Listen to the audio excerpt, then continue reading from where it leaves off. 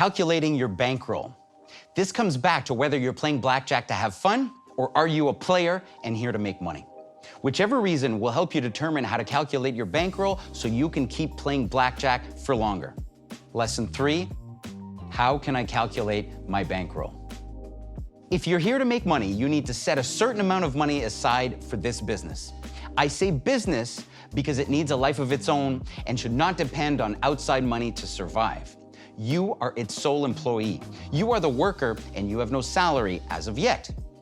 You also cannot depend on this money that you invested in your blackjack company to pay your rent, food, or nights out.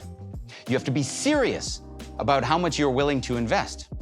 Set some rules that you will always follow and pretend the money isn't yours to take. Say you go out and win big.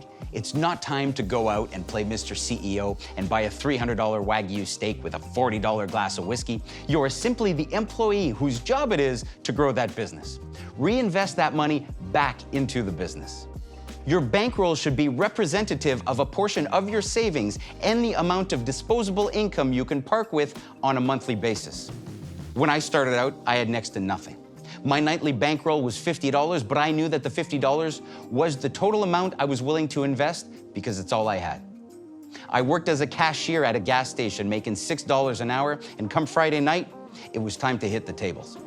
After a few sessions, I took that $50 to $500 and then on from there.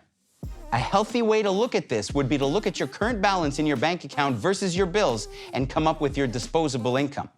This is extra money you do not need to survive.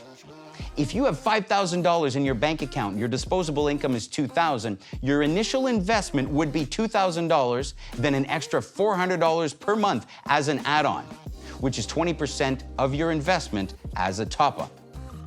Depending on how often you play and how well you play, you may never need the monthly top-up. The monthly top-up is there to cover any potential downswings and make sure you aren't touching your rent money when you're playing blackjack. Also, it'll help you slow your roll, if you know what I mean. Once you have achieved your 5x goal, you can start withdrawing and spending your winnings. As a rule, try and stay at least within the 4x to 5x of your initial investment. This lets you continue to play at higher stakes without hurting your overall earning potential. Now go out, buy yourself that Wagyu, you've earned it. Thanks for watching, players. If you want to learn more, check out our guides on blackjack strategy through the link.